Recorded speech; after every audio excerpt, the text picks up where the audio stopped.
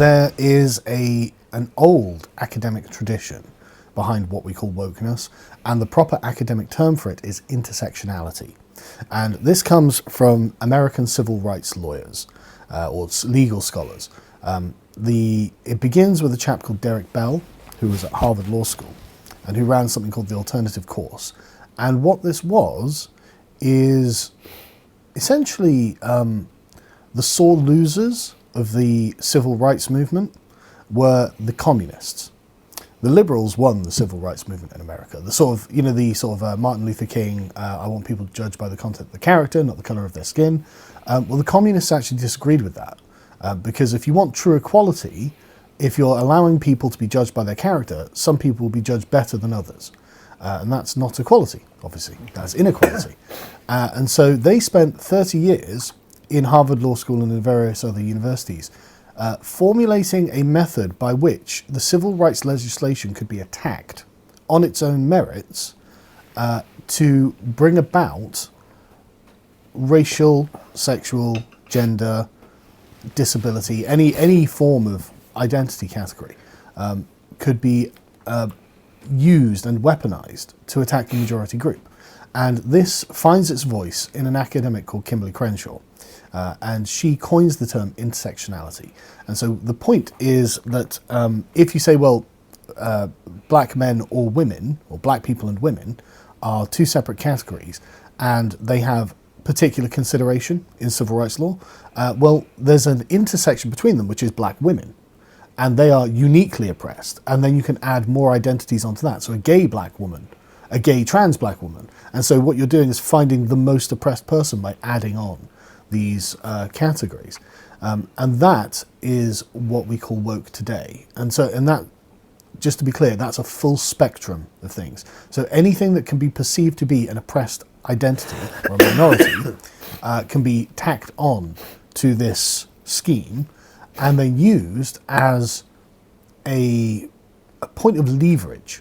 Because one of the things that the liberal order, we are liberal democracies, one of the things that liberalism is very concerned about is something called recognition.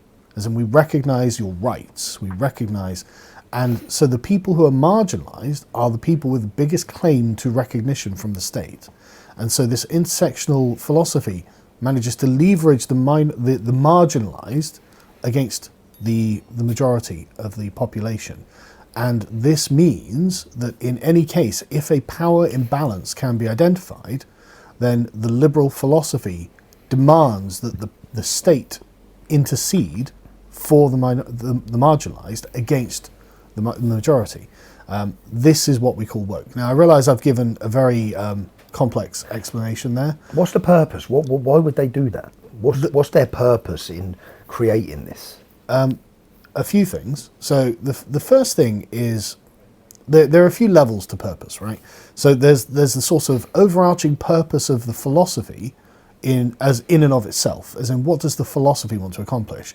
And then what's the purpose of the activists who are engaging in the philosophy? Because these are not the same thing. So you'll see the Black Lives Matter activists who are now in their mansions. £6 million homes. Amazing. They aren't that concerned about recognition, actually. I think they were clearly self-gain. I don't want to say grifter, right? Self-gain. It is self-gain. Yeah. And you don't end up in $6 million mansions if it's not for your own self-gain.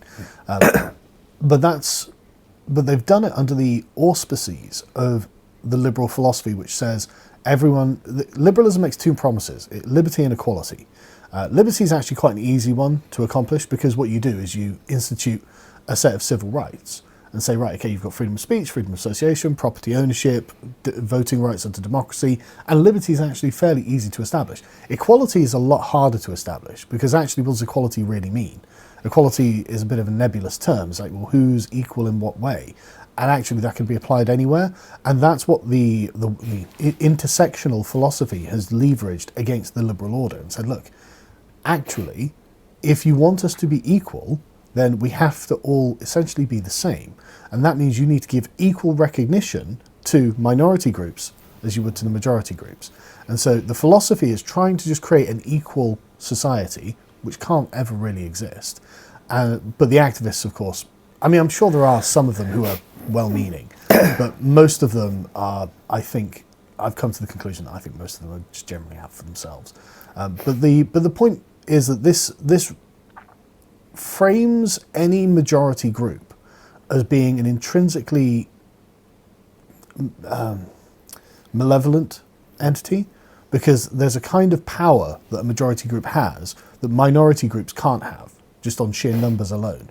And so, like, the expressive cultural power of a majority group is in some way a force that marginalizes a minority group.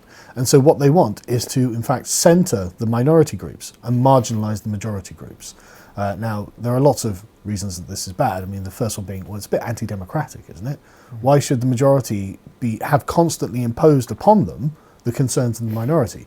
But if you look at our politics now, It's exactly what we're all witnessing. that's all we That's ever all we're talk seeing about. every day.